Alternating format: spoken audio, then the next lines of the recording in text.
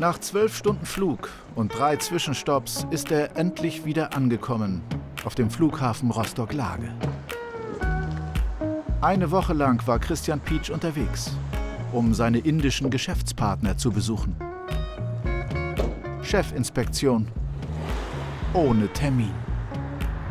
Ich war halt ohne Vorwarnung in Indien diesmal und bin dann halt einfach reinspaziert in die Fabriken sozusagen und das machen wir nicht jedes Mal, aber zweimal im Jahr versuchen wir es auf jeden Fall so hinzukriegen, dass man da überraschend hinkommt sozusagen, ne? Ohne Vorwarnung. Und am Ende war ich zufrieden. Also es gab keinen, wo man sagen muss, okay, hier müssen wir, das geht so überhaupt nicht. Ein paar Sachen kann man schon verbessern und da müssen wir jetzt arbeiten dran. In der Nähe des Rostocker Hauptbahnhofes hat Christian Pietsch seine Zentrale. Die Halle eines alten Dieselmotorenwerks baute er vor 4 Jahren zu seinem Kreativzentrum um.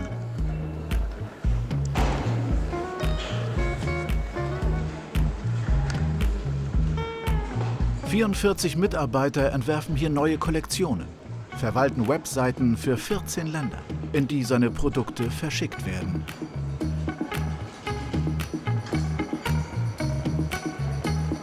Es sind Ledertaschen. Die neuesten Musterexemplare, sogenannte Samples, hat er aus Indien mitgebracht. Nun zeigt sich, ob die Entwürfe auch in der Realität funktionieren, für den europäischen Markt geeignet sind. Und vor allen Dingen, ob sie auch bei den Damen durchgehen, zum Beispiel bei seinen Produktmanagerinnen. Aber so vom Stil, vom Design ist das mal was anderes hier. Das hier würde ich auch auf eine andere Farbe machen. Nicht diese Orangenton, sondern dunkler. Ja. Das passt nicht so. Ja. Also wenn man jetzt hier reinfassen würde und was suchen würde, ist es einfach hier oben die Öffnung viel, also zu schmal. Klar kommt man mit dem Arm durch, aber das ist schon gespannt. Man kann ja auch nicht gut reingucken. Also selbst wenn man was sucht, kann man das in der Ecke dort hinten schlecht sehen. Deswegen ein bisschen breiter wäre auf jeden Fall 2-3 Zentimeter. Mode ist Geschmackssache. Genau. Die größte Problematik besteht eben darin, dass unsere Produzenten das perfekt machen wollen. Also die wollen das halt wirklich in einer Art glänzend, möglichst mit Maschinennaht machen. Und bei uns ist es eher so, dass wir haben da eine Vintage-Klientel, die wollen, Leder ist halt natürliches Material. Und die wollen eben da auch, dass es so aussieht wie natürliches Material. Die wollen das nicht glänzend haben. Vor 11 Jahren war Christian zum ersten Mal in Indien. Damals noch als Tourist mit Wanderrucksack. Er lernte Familien kennen, die noch ganz traditionell Ziegenleder verarbeiten. Da kam ihm die Idee, einen Direkthandel aufzubauen, ohne Zwischenstopps.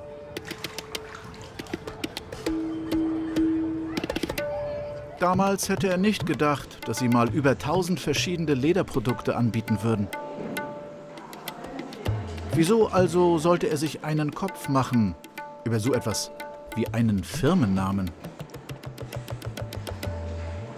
Ich glaube, die ersten 2 Jahre haben wir wirklich ohne Label verkauft, also weil ich kein Logo wollte. Und irgendwann meinte dann, ich habe ja nun VWL studiert, Kommilitone, ja Christian, so geht das eigentlich nicht. Ne? Also ich meine, das, was wir lernen, also brauchst da schon irgendwie so eine Marke, ne? So eine Wiedererkennungsmarke. Und dann habe ich gesagt, okay, was verkaufen wir denn? Ja, Ziegenledertaschen. Und dann kam mir halt also die Idee, okay, warte mal, als kleines Kind habe ich halt immer eine Ziege gefüttert, die hieß Gusti.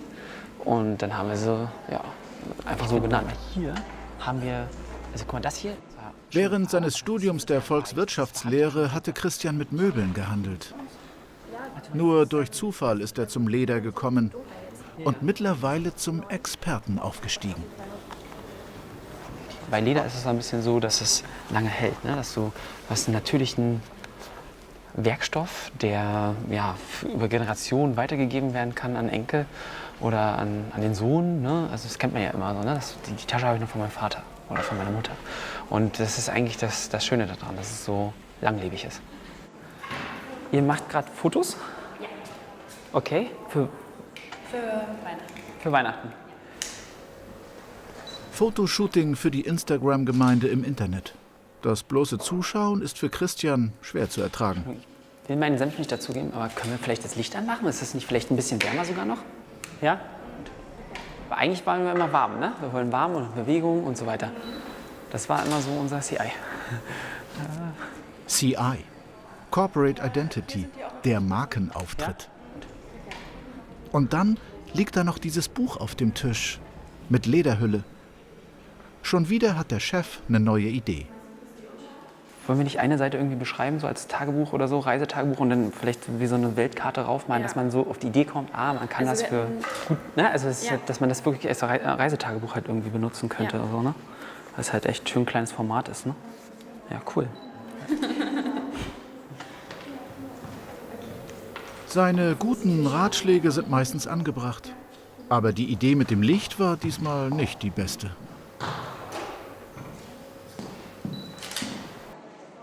Eigentlich wollte Christian nur schnell seine E-Mails checken, aber dann entdeckte er die Vintage-Fahrradtasche. Christian findet, sie könnte mit einer anderen Schnalle noch etwas eleganter wirken.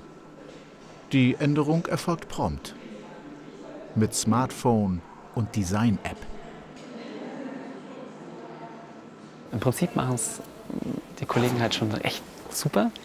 Es ist halt immer so, dass man selber wahrscheinlich, also ich kann meine Finger nicht davon lassen, um ehrlich zu sein. Und ich mache es gerne und ich mache es nicht überall, klar. Also bei Frauenhandtaschen mache ich es weniger als jetzt bei so einen derben Vintage-Produkten. Ich glaube, da wäre ich vielleicht noch mal ab und an gebraucht. Den Entwurf schickt er sofort nach Indien. In 2 Monaten wird das neue Musterexemplar fertig sein. Mittlerweile hat Christian Pietsch die Produktion im fernen Indien ausgeweitet. 12 Familien aus Delhi arbeiten für Gusti Leder. Viel Handarbeit. Auch in den kleinen Gerbereien am Straßenrand. Wie dort gearbeitet wird, das kann ihn nicht kalt lassen. Vor allem der Umgang mit schädlichen Chemikalien. Und weil er eben nur ab und zu in Indien vor Ort ist, müssen sie in Rostock vordenken. Hier arbeiten Christian Pietsch und seine Leute auch an besseren Arbeitsbedingungen für seine indischen Gerber. Jo, dann leg mal los, Vollgas. Gib mir das mal bitte. Ich bin gespannt, ob das klappt. Ja.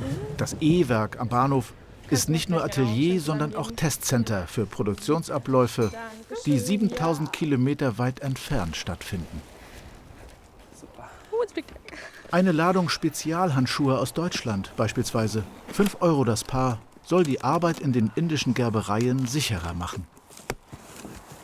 Ja, die sehen schon deutlich besser aus, meiner Meinung nach. Ich bin mal gespannt, ob das wirklich auch mehr Griff hat. Soll ich schon mitziehen? Oh. Okay. Sind das jetzt 2? Ja, das 2? passt. Ja. Ja? Die sehen schon deutlich Viel dicker und robuster irgendwie. besser aus, ne? Ja. Okay.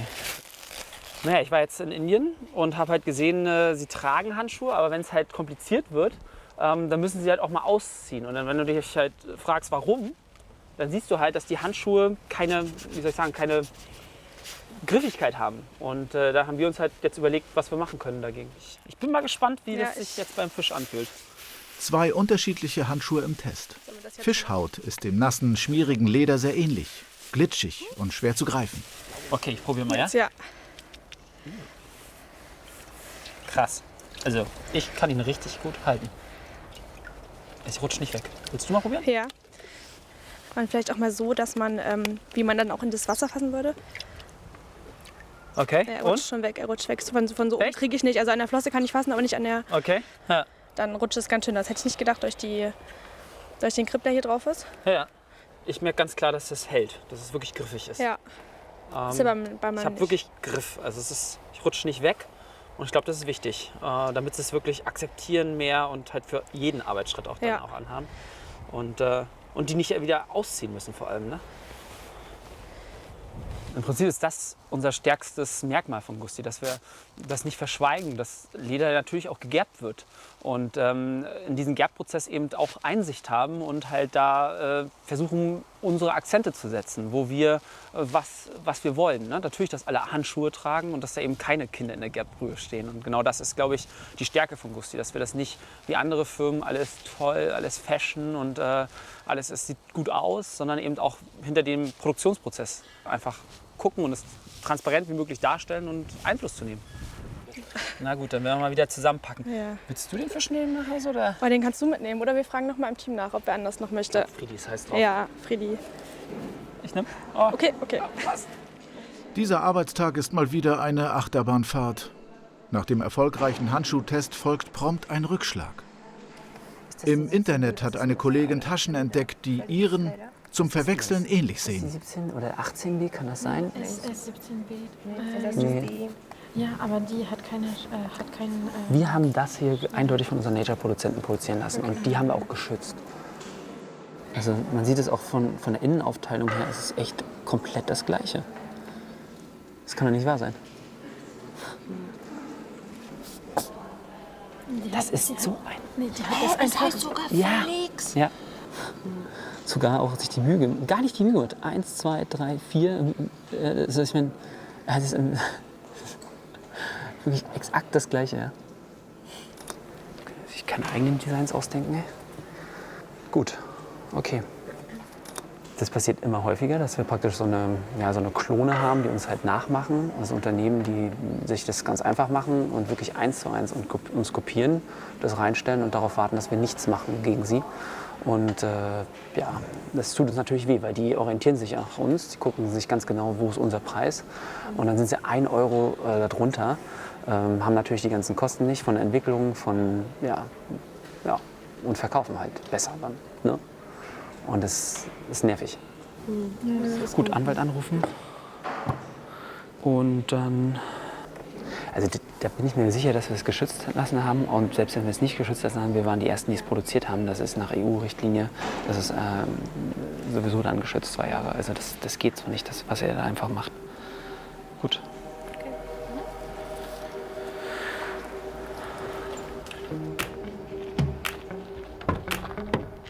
Der nächste Termin. Dieses Mal 200 Kilometer östlich von Rostock. Hinter der polnischen Grenze.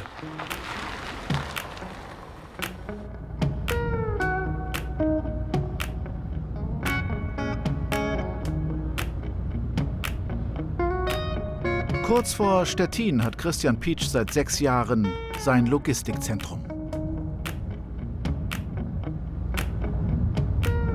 2013 und 2014 hatten wir ein extremes Wachstum und wir haben das Unternehmen praktisch verdoppelt. Und dann haben wir halt überlegt, wollen wir jetzt wirklich bei externen Anbietern wie DHL oder Amazon bleiben oder wollen wir unser eigenes Logistikzentrum aufbauen?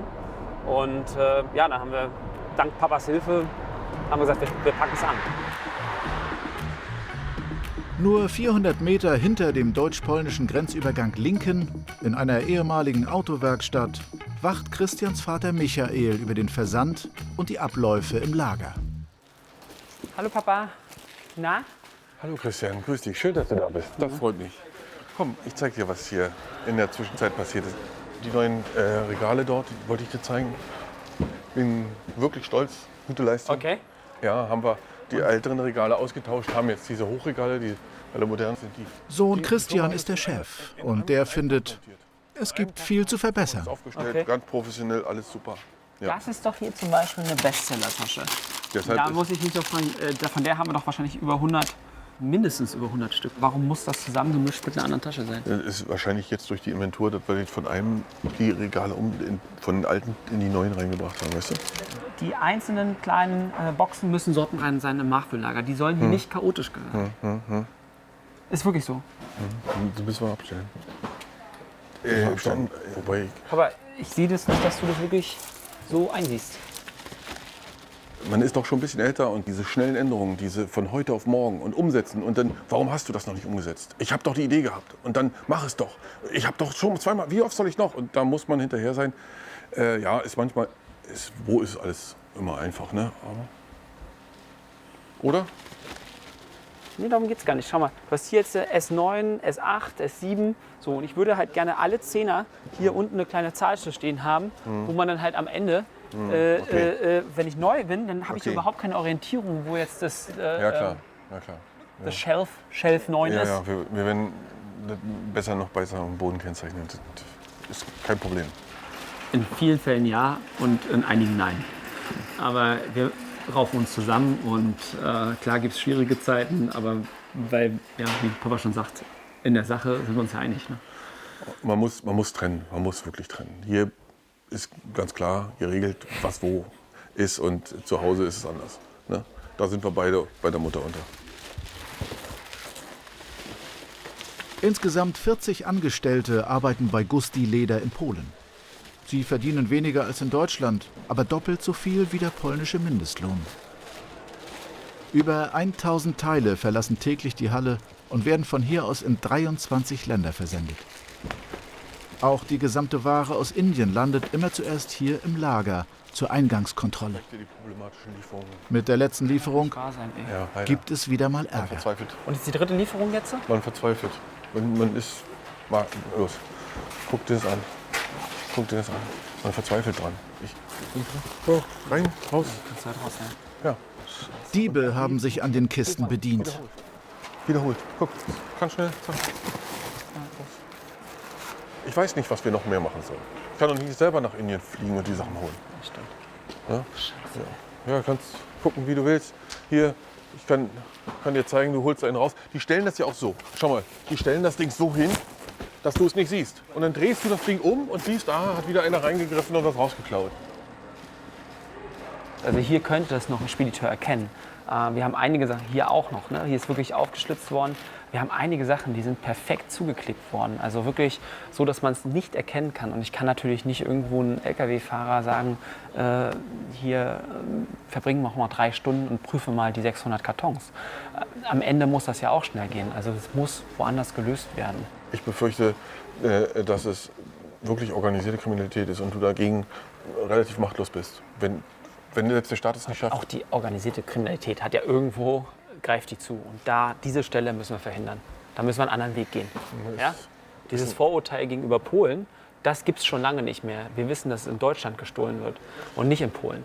Und da nützt es auch nichts, wenn der größte... 4.000 € Schaden pro Palette. Da müssen wir eben über Warschau gehen. Das ist das Geld, was wir erwirtschaftet haben in den 9 Jahren, was hier drin steckt. Und wenn das öfters passiert, dann... Das können wir nicht einpreisen in die Produkte. Das funktioniert nicht. Also wir müssen das stoppen. Das geht nicht anders. Gleich nebenan das hauseigene Werbestudio. Hier werden die Produkte in Szene gesetzt für das Internet. Als Video. Der Kunde soll seine Tasche schon online fühlen und begreifen können, sagt Christian. Can I show you something?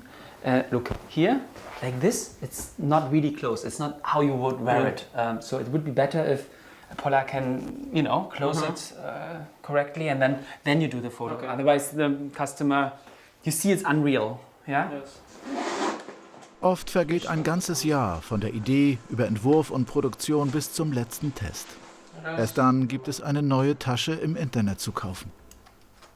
Und dann stellt sich auch bei Christian langsam so etwas wie Zufriedenheit ein. Das ist ziemlich schön, beruhigend. Also wenn es halt so ist, das freut einen dann am Ende. Ne? Wenn du irgendwo eine Idee hast und dann kommt es über die Produzenten, die das am Ende produzieren, noch total skeptisch alle sind, in der Firma dann die ersten guten Stimmen schon, oh ja, das würde ich mir auch kaufen. Und dann am Ende, ja, wir Videos drehen und es verkauft sich dann auch noch gut. Das ist ein unbeschreibliches Gefühl. Und dieses Glücksgefühl ist sein Treibstoff. Damit hält er seine 13-Stunden-Tage durch. Eine Familie ist da noch nicht drin. Aber Christian hat ja seine 5er-WG, in der er schon seit Studentenzeiten lebt. Wer wollte noch Wein? Einmal im Monat treffen sich Mitbewohner und Ehemalige zum gemeinsamen Kochen. Summer Rolls. Hey Johanna, ich krieg das irgendwie nicht hin. Kochen ist echt nicht so. Ja, warte mal, das ist ein bisschen Oil, das lassen wir mal. Warst du schon mal in diesem Gewächshaus? Ja, ich esse eigentlich mehr so Brot, so zum Abendbrot. Genau. Aber ja, man lernt ja nie aus. Braucht man auch Öl? Ich hätte noch Öl. Die Wohnung hat Christian zwar vor ein paar Monaten gekauft, aber nur um sie weiter mit seinen Mitbewohnern zu teilen. Alleinleben wäre für ihn keine Option. Also ich glaube, wenn ich alleine irgendwo in der Wohnung bin, oder ich glaube, man würde nicht so richtig abschalten können. So, also ich finde es gut, dass man einfach zusammen ist, mal Tee trinkt und mal ganz andere Sachen hört. Und wir essen es mit Fingern? Ja. Okay. Okay. Isst ihr schon? Wir haben, der Einzige, der hat, bist du. Okay. Mit 33 Jahren hat Christian ziemlich viel geschafft. Er führt eine erfolgreiche Firma, hat einen großen Freundeskreis. Nicht gut gemacht. Abgesehen davon, dass er wohl kein großer Koch mehr wird, fehlt ihm in Rostock aber seine Frau Felicity. Okay. Die beiden führen eine Fernbeziehung. Ja, also meine Frau, die war nicht so ganz mit Rostock im Einklang. Also es war halt schwierig für sie hier Anschluss zu bekommen, weil sie eben keine Studentin mehr war. Und ja, für mich ging eine Welt unter, als sie gesagt hat, also ich möchte nach Berlin. Ja? Aber irgendwann habe ich es als Chance genommen und ich finde Berlin halt ziemlich schön, weil du halt auch viele junge Entrepreneure dort hast. Also viele Leute, die in Startups arbeiten. Und das ist toll. Das macht einfach Spaß, dort zu sein, aber auch gleichzeitig die Welt hier zu haben. Ja, also so die Pose, das Outfit.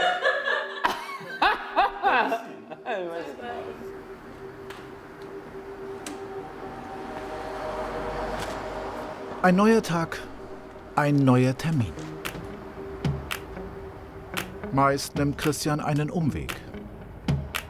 Schließlich ist er mit dem Radsport groß geworden. Als Jugendlicher stand er im Kader der deutschen Nationalmannschaft. Als Student bereiste er das Ausland mit dem Rad, viele 100 Kilometer weit. Sein Hobby brachte ihn auf die Idee. Fahrradprodukte aus Leder wären auch mal was. Ich habe hinten eine Fahrradtasche dran und da gucke ich halt, ob das halt wackelt. Und das ist okay. Und halt vorne habe ich eine ganz kleine Tasche. Da ist halt so ein Akku, so ein zusätzlicher Akku für das Handy, falls man große Touren macht, passt da halt rein oder halt auch Flickzeug. Ja.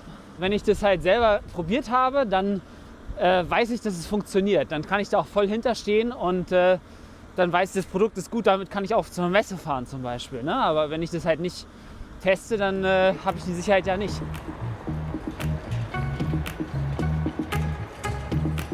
Seinen ersten Taschenladen eröffnete Christian vor 9 Jahren im Rostocker Kiez, in der Kröppeliner Torvorstadt. Hier wohnen junge Familien und Studenten.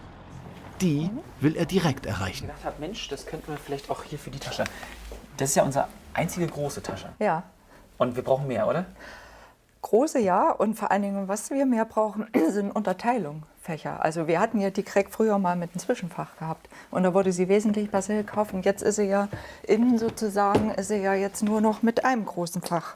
Ja. Und das finde ich, das ist bei vielen Kunden, die wünschen sich also hier nochmal ein Zwischenfach. Das würde ich als Verbesserungsvorschlag für große Taschen auf jeden Fall mitteilen, so dass man mit aufnehmen kann. Ja. Online-Kommentare, findet Christian, können das echte Gespräch zwischen Käufer und Verkäufer nicht ersetzen. Das ist genau die Sache halt, dass wir halt dieses Feedback online, uns schreibt ja keiner an und sagt, ihr hattet das mal irgendwie mit einem anderen Innenfutter oder ihr hattet das mal zweigliedrig, jetzt ist es nur eingliedrig. Und wir würden das gerne mal wieder so haben. Das sagt da keiner. Und deswegen sind halt die Läden für uns als Feedbackgeber unglaublich wertvoll. Er möchte einen Gegentrend setzen. Während andere Ladengeschäfte wegen des Onlinehandels schließen, eröffnet er immer mehr kleine Läden. 14 sind es jetzt schon in ganz Europa. Denn auch der Handel im Internet wird für ihn immer teurer. Die Konkurrenz im Netz schärfer. Online-Werbung immer kostspieliger. Und ein Laden ist eben ein Laden. Da ist es einfach schön, Läden zu haben, wo die Kunden reingehen, wo die Kunden auch mit der Verkäuferin sprechen können und sich beraten lassen können. Oder eben, und ich glaube, das ist eher die Zukunft, auch Unterhaltung bekommen. Sein Plan? Mitmachläden mit Bastelecken für die Kundschaft. Kostenlos. Das Leder dafür kommt von den Retouren aus dem Onlinehandel. Taschen, die nicht mehr verkäuflich sind.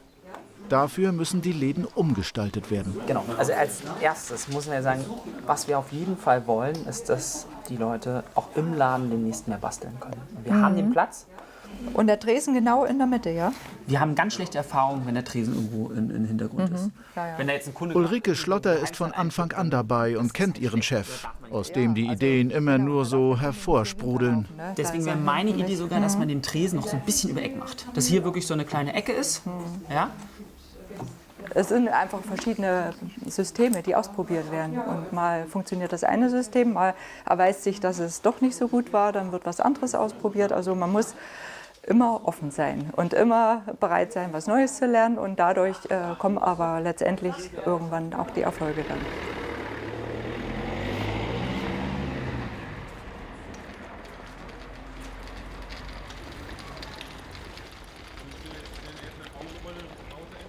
Ein halbes Jahr Stillstand und die Firma wird von der Konkurrenz überrannt, sagt Christian. Immer dranbleiben, nicht nachlassen. Das verlangt Energie und erzeugt Stress. Beim Bouldern, dem Klettern ohne Seil und Hilfsmittel, kann Christian mal abschalten. Und das wird immer wichtiger, hat er inzwischen gelernt.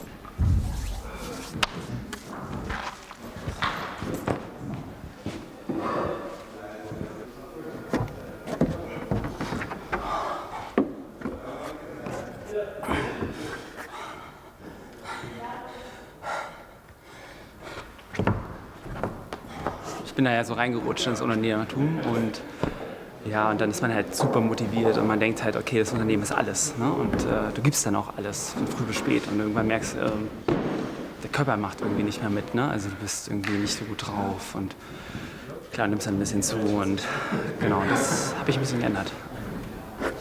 Er ist ruhiger geworden. Nur der Ehrgeiz ist geblieben. Und dafür hat er jetzt auch den passenden Sport gefunden. Vom Typ? Weiß ich nicht. Also, es ist halt beim Bouldern eine ziemlich einfache Geschichte. Du musst da oben hin und ja, dann reicht der Ehrgeiz bis da hin und dann bist du fertig.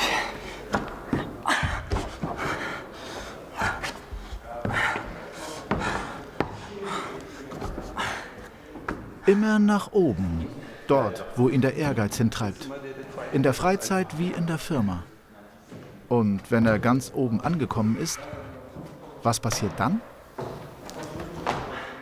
Ja, ich würde gerne die Firma so machen, dass wir ein bisschen ruhigeres Fahrwasser kommen. So, dass es halt alles, ja, dass wir in einer schönen Nische sind, dass wir gute Produkte machen und dass wir vielleicht nicht mehr einen 12-Stunden-Tag haben, nicht jeden Tag oder ein bisschen weniger. Ja, das wäre schon auch. Christian Pietsch kann es sich leisten, etwas kürzer zu treten.